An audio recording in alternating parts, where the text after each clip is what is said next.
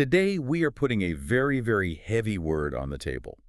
A word that I guarantee appears in the job description of, well, probably every single person listening to this right now. Oh, absolutely. That word is adaptability. It is the ultimate corporate buzzword, isn't it? It's right up there with synergy. And let's circle back. It really is. And honestly, I want to start by just challenging the way we usually talk about this. Because when I hear adaptability, in a casual conversation or even in a performance review, it usually just means a vibe. A vibe, yeah. It describes the person who is chill. The person who doesn't freak out when the printer breaks or the meeting gets moved an hour. Right. The roll with the punches person, the one who just shrugs and says, well, let's order pizza when the entire project implodes. Exactly. We treat it like it's a personality trait. Yeah. Like you're either born with this go with the flow gene, or you're the type of control freak who needs a paper bag to breathe into when the schedule changes. But looking at the stack of research we have on the table today, and we are covering everything from automotive turnarounds to space exploration to Antarctic survival, that definition isn't just shallow, it's actually dangerous. It is dangerous because it treats survival as a mood. It suggests that if you just, stay calm and have a good attitude, things will magically work out. Right. Keep calm and carry on. Exactly. But the source material we are diving into today argues that adaptability is not a mood at all. It is a mechanism. It is a rigorous, active, and often, honestly, a painful system of updating your mental models when the world proves your assumptions wrong. And that's the kicker right there, when the assumptions break. Because it's easy to be adaptable when the changes are minor. Yeah. Oh, the restaurant we wanted is closed, let's just go next door. Sure. That's not adaptability, that's just, a preference. We are talking about high-stakes adaptability. Precisely. We are talking about the moment when the map you are holding in your hand no longer matches the territory you are standing on. And in those moments, the chill approach, it will get you killed or bankrupt. So what does it require then, if it's not a mood? Well, the sources argue that true adaptability requires three things that are very, very unnatural for human beings. The first is extreme visibility of the problem. Seeing it for what it is. The second is a ruthless use of available constraints. And the third, and this is the hardest one, is the ability to completely delete a goal that you love. That sounds exhausting. It is exhausting. But the alternative is, extinction. And I think it's really important to name the enemies here. Most people, I think, believe the enemy of adaptability is uncertainty. Right. I can't adapt because I don't know what's going to happen next. That feels valid. Of course it does. It's hard to prepare for a completely random event.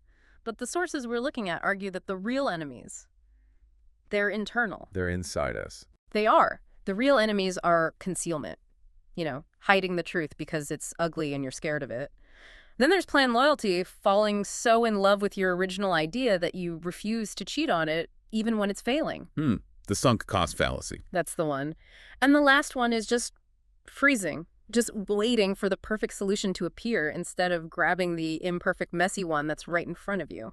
Okay, so let's unpack all of this. We have three massive case studies to get through today. Yeah. And I want to be clear, these are not just anecdotes. They are structural blueprints for how to adapt when everything goes wrong. Right. We're going to look at the Ford Motor Company in 2006, the Apollo 13 crisis in 1970, and Ernest Shackleton's endurance expedition way back in 1915. Three wildly different environments, a boardroom, a spaceship, and an ice floe.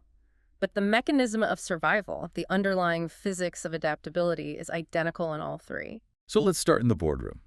We're going to Dearborn, Michigan. The year is 2006. And we really need to set the scene here because I think people forget just how bad things were for Ford. This wasn't just a down quarter or a rough patch. No, this was a full-blown existential crisis. To really get your head around the stakes, you have to look at the financials. In 2006, Ford reported a loss of $12.7 billion. Billion, with a B. With a B. That is the largest single-year loss in the company's entire 103-year history. They were burning through cash at such a rate that analysts were predicting they would run out of money completely within just a couple of years. And this is right before the Great Recession officially hits, correct? So the global storm clouds are already gathering. They're gathering, gas prices are spiking, and Ford is making, giant gas-guzzling SUVs and pickup trucks? Their entire product portfolio was completely out of sync with where the market was heading. But the financial problem, from what I understand, was really just a symptom. It was a symptom of a deep cultural problem. The sources described the culture at Ford at that time as a place of sharp elbows and careful messaging. Careful messaging. Mm. That is just the most polite corporate euphemism for everybody was lying to each other. Effectively, yes. It was a feudal system. You had these incredibly powerful regional barons, running different parts of the company. Ford Europe, Ford Americas, Ford Asia. They didn't talk to each other. They didn't collaborate. They competed. Wow. And the cardinal, number one, unbreakable rule was you never, ever bring bad news to the CEO. Because if you admit a problem, you are admitting failure. And if you fail, you're out. The culture was to punish the messenger.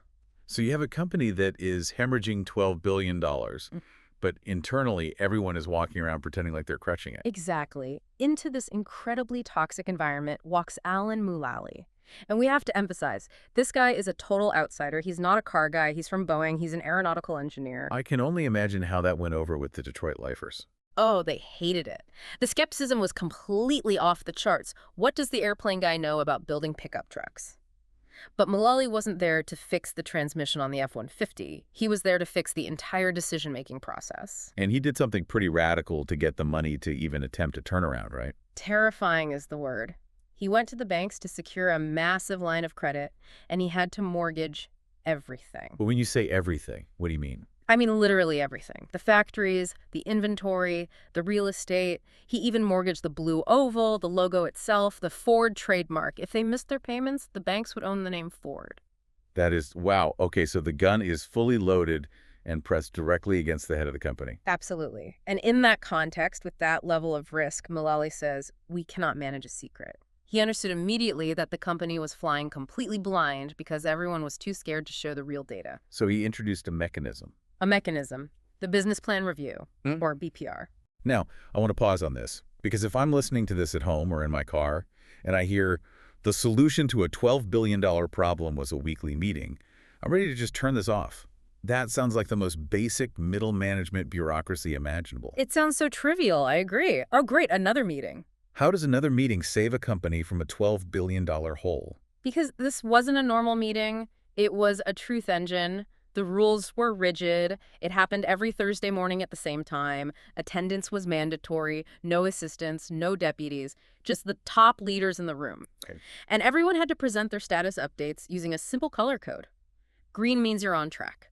Yellow means you're at risk. Red means you're off track and you need help. Again, it feels like we're back in kindergarten.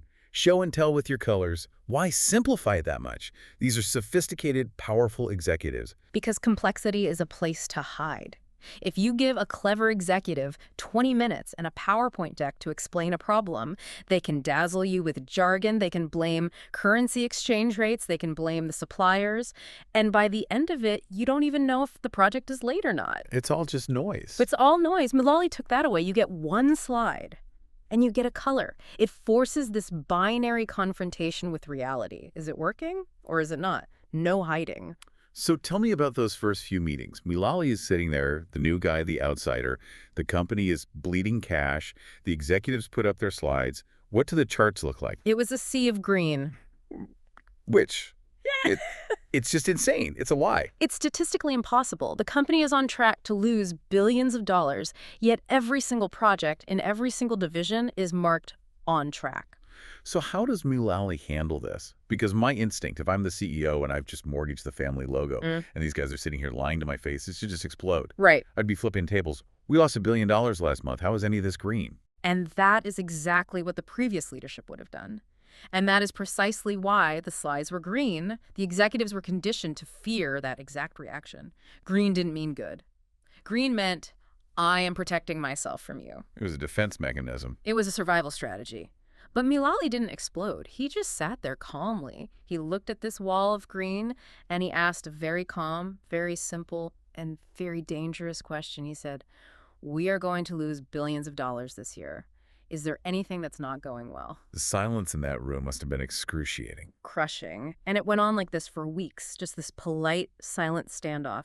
Mulally knew they were lying. They knew that he knew they were lying. But nobody wanted to be the first one to bleed. He just kept the rhythm. Same meeting, same time, same question. And he kept telling them, you are not the problem. The problem is the problem. But I can't help you solve it if I can't see it. And then finally the dam breaks. We have to talk about Mark Fields. Mark Fields. He was running Ford's operations in the Americas, a huge division, and he had a big problem. They were about to launch the Ford Edge, which was a very important new vehicle for them, but they had a technical issue with the tailgate actuator. It wasn't working right. And on top of that, there was a separate suspension issue. To fix it properly, they would have to delay the entire launch. Which costs a fortune in marketing, in supply chain. Millions and millions of dollars. And in the old Ford, you would bury this. You would launch the car with the defect and deal with the recalls later, or you'd hide the problem until the day before launch and then blame a supplier. Right. But Mark Fields decided to test the new system. He walks into the BPR, he puts up his slide, and right there, on the launch status line for the Ford Edge, it's colored bright red. The room must have just stopped breathing. The sources say you could hear a pin drop. Everyone froze. They were literally waiting for the public execution. The peers around him were probably, mentally scooting their chairs away to avoid the splash zone. They all thought, okay, Mark is gone. Nice knowing you, pal. And this is the moment. This is the turning point. The clap. Alan Mullally looked at the slide, he saw the red, and he started clapping. Just a slow, deliberate, steady clap. And he smiled and he said, "Thank you, Mark. Thank you for that visibility." Wow. Not thank you for the failure, not why is this red? No, thank you for the visibility. He completely, utterly reframed the moment in that one sentence. He didn't ask who screwed this up. He turned to the room and asked, okay, Mark has a problem with the tailgate. Who can help them? Did anyone help, or did they just stare? Immediately. Yeah. The head of manufacturing spoke up. I have some engineers in my division who saw something similar on another model. They can look at that. The head of quality said, we can run some extra tests on our end.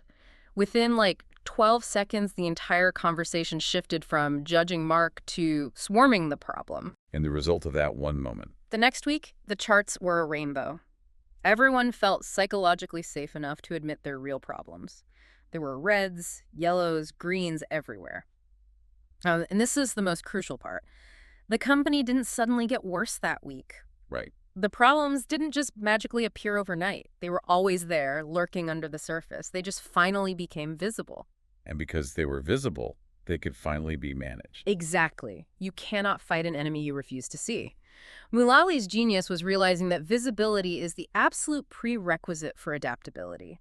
If you are hiding the signal because you are afraid of the noise it will make in the room, you are already dead. You just don't know it yet. I love that phrase from our notes. Truth is the fastest form of change. It implies that concealment, all that careful messaging, is actually a form of lag. It slows down the entire organization's metabolism. That's exactly what it is. It's latency. If I know the project is failing on November 1st, but I'm too scared to tell you until December 1st, we have lost 30 precious days of reaction time. In a crisis, time is the only resource you can't buy more of. So let's bring this down to the listener, because most of us are not running multi-billion-dollar car companies, and we certainly don't have the authority to demand weekly color-coded reviews from our bosses. Right. In fact, if I went to my boss and said, hey, this project is red, now celebrate me, they might just fire me on the spot. Yeah. So how do you apply this principle of visibility in a normal, maybe even a dysfunctional workplace? You have to be smart about it, of course. You don't just walk in and drop a grenade on the table. The principle here is what the sources call the tight loop. You want to signal early, talk plainly, and swarm the constraint. Okay. And you can use the tactic they suggest, the traffic light review, but you can do it on a micro scale. You don't need a formal meeting. So what does that look like in practice? An email, Yeah. a Slack message. Let's say you are managing a project. Don't write a 3-page email full of excuses and explanations about why you might be late. Send a quick, clean status update, something like, Project X status, yellow, reason, still waiting on data from the legal department, impact. If we don't receive that data by Tuesday, we will miss the Friday deadline. That's it. It's totally unemotional. It removes all the drama.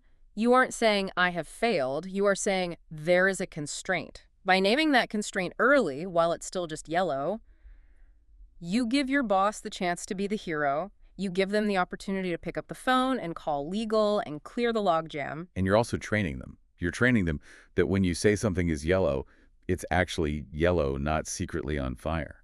Trust is built on signal fidelity. It's so true. If you're consistently honest about the small snags, people will trust you when you say things are going well. But if you hide the small stuff all the time, when the big one finally hits, nobody's going to believe you. They'll assume you've been hiding it for weeks. So the try this now for this section is a little uncomfortable, but I really like it. Listener, I want you to think about a work stream or a project you have right now that you are telling everyone is fine. You're calling it green, but deep down, in your stomach, there's a snag. Take that one thing and just for yourself, give it an honest color. If it's red, call it red.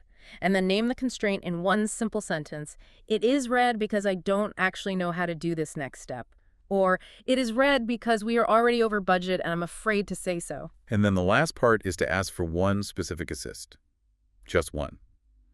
Break the silence. Because as Mullally said, you can't manage a secret. And usually the moment you finally admit it's red, the anxiety you've been carrying drops by about 50%. I bet you. Because you aren't carrying that secret alone anymore. Okay, so that's pillar one. Make problems visible. You have to be willing to turn the lights on even if the room is an absolute mess. But what happens when you see the problem clearly and you realize you don't actually have the tools to fix it? Well, that brings us to our second story. We are leaving the boardroom and we're going to the absolute vacuum of space, April 1970. Apollo 13. The successful failure. We've all seen the movie. We all know the line, Houston, we have a problem. But I want to look at this specifically through the lens of engineering constraints. Because the adaptability required here wasn't about management. It was about raw physics. That's right. So let's set the scene. Apollo 13 is on its way to the moon. You've got Jim Lovell, Jack Swigert, Fred Hayes on board. Everything is going perfectly nominal, as they say, until about 55 hours into the flight. An oxygen tank in the service module explodes violently. And just to clarify for anyone listening who isn't a space nerd, the service module is basically the main trunk of the ship, right? It's got the big engine, the fuel cells, the main life support system. It's the powerhouse. And it's dead. It's bleeding its oxygen out into space. The command module, a little cone-shaped cockpit, is running on batteries that are dying fast. So the crew has to evacuate. They have to get into the lunar module, the LM. Which is that fragile, spider-looking thing that was designed just to land on the moon. Exactly. It has now become their lifeboat. But here is the fundamental problem. The lunar module was designed and built to support 2 men for about 2 days. Now it has to somehow support 3 men for 4 days just to get them back to Earth. So they are short on absolutely everything. Water, power, heat. They had to turn off almost everything to save power, including the heat. It was freezing in there, literally just above freezing. Water was condensing on the walls. But the thing that was going to kill them first, it wasn't the cold or the thirst, it was the air they were breathing. Carbon dioxide. CO2. Every time they exhaled, they were slowly poisoning their own tiny atmosphere. Now, normally, the ship has lithium hydroxide canisters that scrub the CO2 out of the air. The lunar module had its own canisters, but with 3 guys breathing heavily in a stressful situation, they were being used up way too fast. But they had a whole bunch of fresh canisters in the dead command module, didn't they? They did. They had a stack of brand new ones sitting right next door. But here's the ultimate engineering absurdity. The command module canisters were square blocks. The lunar module canisters were round cylinders. You're kidding. The square peg in the round hole. Literally. It's the most literal example in human history. And this wasn't really a mistake exactly. It was just a byproduct of how aerospace worked back then. The command module was built by North American Aviation. The lunar module was built by Grumman. Different companies. Different contracts, different engineering teams, different silos, different designs. Nobody in a million years thought, hey, maybe we should make the life support plugs compatible just in case one part of the ship has to be used as a lifeboat. It was unthinkable. So the CO2 level in the LM is rising. And I want to talk about what that actually feels like physically. Because it's not like you just suddenly can't breathe. No, it's much more insidious. It's a form of narcosis. As the partial pressure of CO2 climbs past, say, 7 or 8 millimeters of mercury, you start to get a bad headache. Then your vision gets fuzzy, you can't think straight, your judgment goes completely out the window, and eventually you just get drowsy, go to sleep, and your heart stops. And the flight surgeons on the ground could see this happening. They were watching the telemetry. They knew the crew was starting to get sluggish. They were running out of time. So, enter the adaptability mechanism. We're back in Houston. A team of engineers led by a guy named Ed Smiley has to solve this. But they can't send up a new tool. They can't upload a software patch. They have to invent and build a physical adapter using only the junk that is already on board the crippled spacecraft. This is the work the problem pillar. This is the definition of a hard constraint. Ed Smiley walks into a room in mission control and dumps a box of stuff on a table. He tells his team, this is what they have. We have to make an adapter out of this. And we should list the inventory, because it's just ridiculous. It sounds like a scavenger hunt from a nightmare. It really does. They had plastic bags that were meant for collecting liquid waste. They had the cardboard covers torn off the flight manuals. They had some bungee cords. They had a pair of socks. And crucially, they had a roll of gray duct tape. A sock and some duct tape. That is the cutting edge of aerospace technology in a life-or-death crisis in 1970. That is all they had to work with. So these brilliant engineers in Houston have to figure out how to use a sock, a plastic bag, and some tape to connect a square canister to a round hole. And the whole contraption has to be absolutely airtight. If it leaks even a little bit, the crew still dies. And the clock is just ticking away. They prototype it on the ground, they build one themselves, and it looks like a complete monstrosity. The engineers called it the mailbox because it looked like some old, beat-up rural mailbox. It was this square block taped into a bulging plastic bag with a hose sticking out of it. But the hardest part, I imagine, wasn't building it in the lab in Houston. It was explaining step by step how to build it to 3 exhausted, freezing, hypoxic men 200,000 miles away in space. Imagine that phone call from hell. Okay, Jack, take the plastic bag. Now cut it along the seam. No, the other seam. Now take the tape. Be careful. Don't let the tape stick to itself. If an astronaut misunderstands just one instruction or rips the only bag they have, it's game over. There are no spare parts. But they did it. They followed the instructions perfectly. They taped the sock over the canister to act as a kind of makeshift filter. They plugged it in, and the CO2 levels started to drop. It worked. And this brings us right to the core principle of this entire section. Work the problem. There's that great quote from Gene Kranz, the flight director. He said, "Tough means we are forever accountable for what we do or what we fail to do." And the key psychological shift here is moving your brain from focusing on goals to focusing on constraints. When that explosion happened, the team in Houston didn't waste a single second debating whose fault it was. They didn't mourn the lost moon landing. They didn't sit around saying, if only we had a round canister. Because if only is a death sentence in that situation. If only is a fantasy. True adaptability requires you to look at the junk on the table in front of you, see the socks and the duct tape, and say, okay, this is what I have. What can I make with this? So it's an inventory mindset versus a victim mindset. Precisely. A victim looks at the constraints and only sees what is missing. I don't have the right tool. I don't have enough time. An adapter looks at the constraints and sees the raw ingredients. Okay, I have a sock. What is a sock? It's a fabric tube. I can use that as a filter. And there's something else the sources really emphasize here, which is the sheer ugliness of the solution. The mailbox was hideous. It wasn't NASA quality. It didn't look elegant. Oh, it was a mess of tape and plastic. But it saved their lives. And there is such a deep lesson in that for all of us. We so often freeze because we are waiting for the elegant solution. We want the solution that looks professional or that solves the problem permanently and perfectly. Right. But in a crisis, you don't get extra points for style. You only get points for oxygen. Adaptability is the art of building something unpretty that keeps you alive long enough to build something better. That is a quote that should be on a wall somewhere. It's so true. The mailbox didn't need to last forever. It didn't need to be beautiful. It just needed to last for 3 days. So how does the listener apply this? Because we all face moments where our tools break or our resources get cut in half unexpectedly. The tactic for this is called the constraints inventory.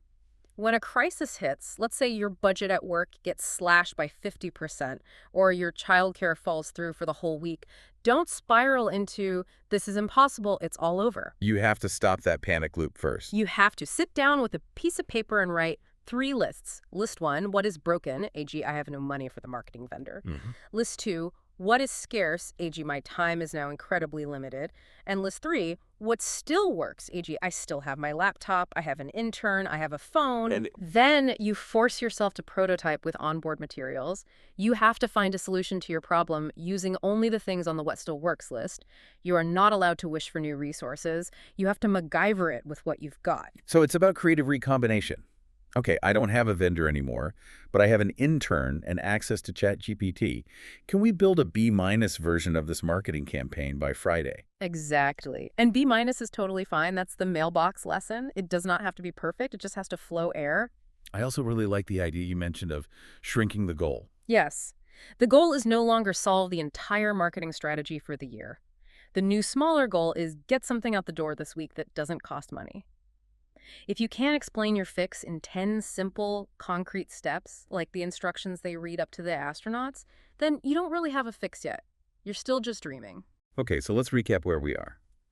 We've made the problem visible with Ford, going from a sea of green to an honest rainbow of red and yellow. We've worked the constraints with Apollo 13 using the socks and tape we have. But what if? What if the problem can't be worked? What if the sock doesn't fit? What if the ship actually sinks? Then you arrive at the third and by far the hardest pillar of adaptability, the ultimate test. You have to reframe the entire mission. And for this, we go to the Antarctic. The year is 1915. The story of Ernest Shackleton. The Endurance Expedition, I mean, this is the holy grail of survival stories. But again, I want to strip away the romance of it and really look at the leadership mechanics at play. So the setup. So Ernest Shackleton takes 27 men on a ship called, ironically, the Endurance. The goal is incredibly audacious. To be the first to land on the Antarctic continent and then march across it on foot. The Imperial Trans-Antarctic Expedition. But they never even touched the continent, not once. No. They get stuck in the dense pack ice of the Weddell Sea. The ice freezes solid around the ship. They just drift for months, trapped. And then slowly, the ice starts to squeeze. And we really need to describe this force. This isn't like being stuck in some slush. The sources describe the sound as being like a continuous train crash. These are millions of tons of ice pressing in. They start snapping the ship's giant timber beams like they're matchsticks. The hull is screaming. On October 27, 1915, Shackleton gives the order to abandon ship. They unload what little they can onto the ice floe. And then, a few weeks later, they're forced to stand there and watch their ship, their home, their warmth, their only way back to civilization, get crushed into splinters and sink beneath the ice. So, just to get our bearings, they're now standing on a floating sheet of ice, thousands of miles from civilization, with no radio, no ship, and the brutal Antarctic winter is coming. The original goal to cross the continent is now physically impossible. It's not just impossible, it's a joke. You can't cross a continent if you don't even have a ship to get you there.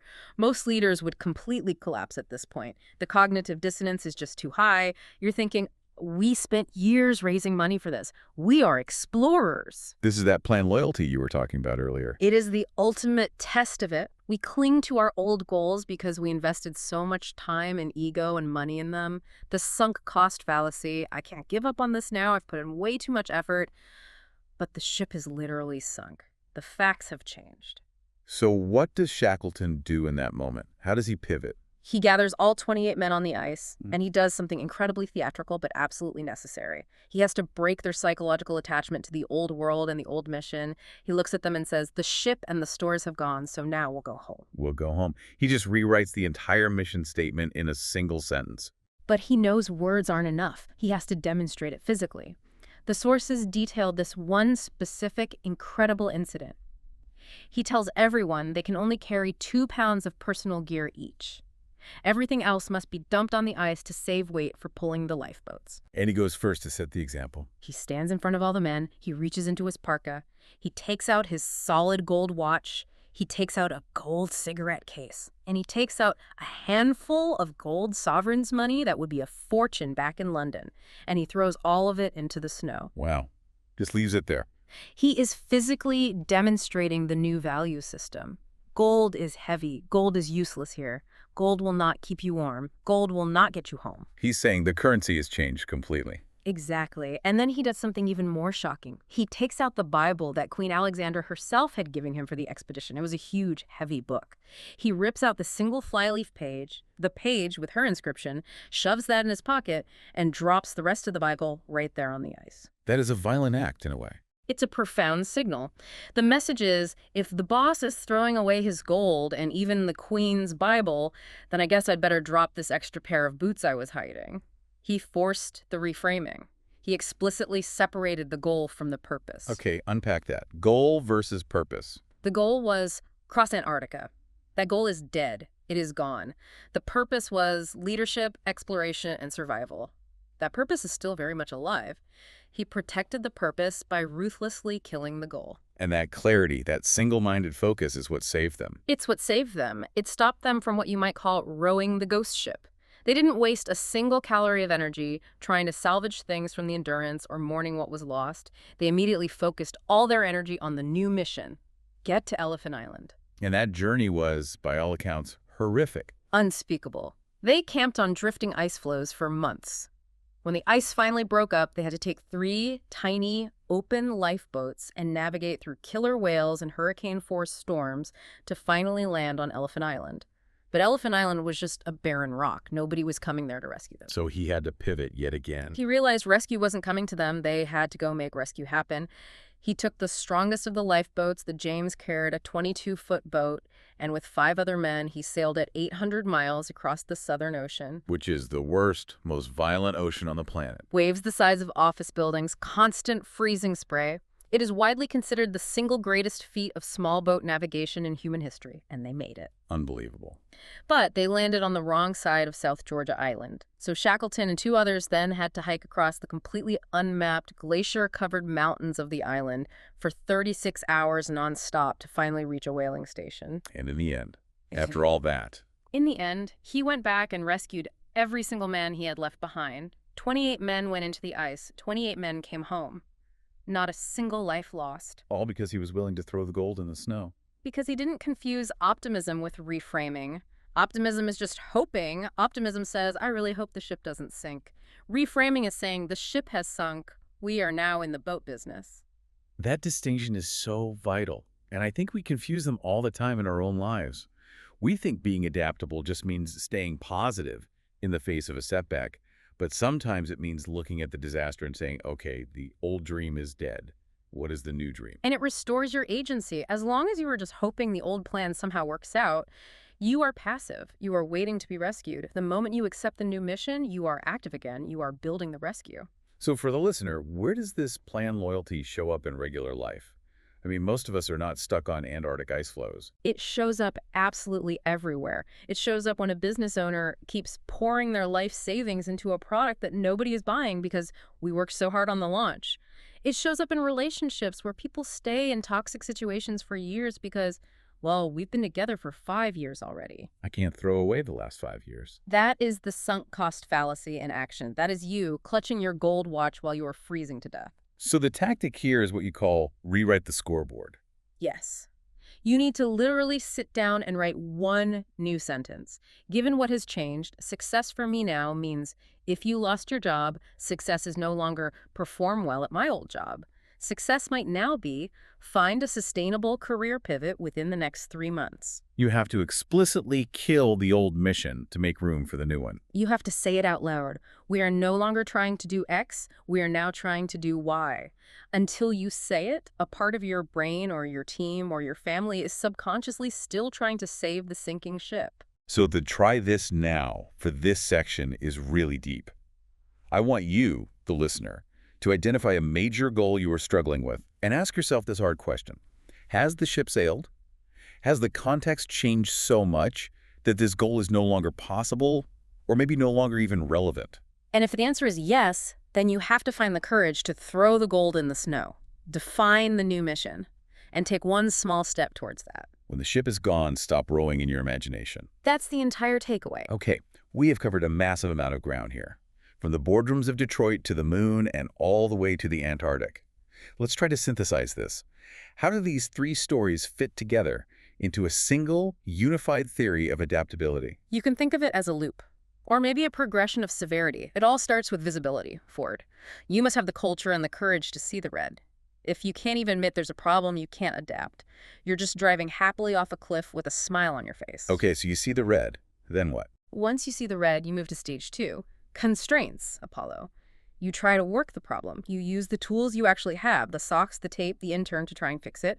You build the ugly B- solution that keeps you alive. But Sometimes the constraints are just too tight. Sometimes the sock doesn't fit the hole. Right. Sometimes the ship isn't just damaged, it's crushed and at the bottom of the ocean. That is when you are forced to move to the final, hardest stage. Reframing, Shackleton. If you cannot work the constraint, you must change the goal entirely. You have to let go of who you thought you were to survive as who you need to be now. See it, work it, or change the game. That is the adaptability stack. Clap for the red, work the constraints, and if you have to, reframe the mission. It sounds so clean and simple when you say it like that, but living it in the moment is just so messy. It requires a kind of ego death. It requires admitting you were wrong. It requires throwing away your own gold watch. It does. It's incredibly hard. But the alternative is freezing up. And as we learned from the ice, freezing is fatal. Before we wrap up, I want to leave the listener with a final provocation. We've talked about these big historical figures and massive companies, but at the end of the day, adaptability is intensely personal. It is. So I want you, the listener, to look at your own life right now. And I have two questions for you to think about. First, where are you staring at a green slide that you know deep in your gut is actually red?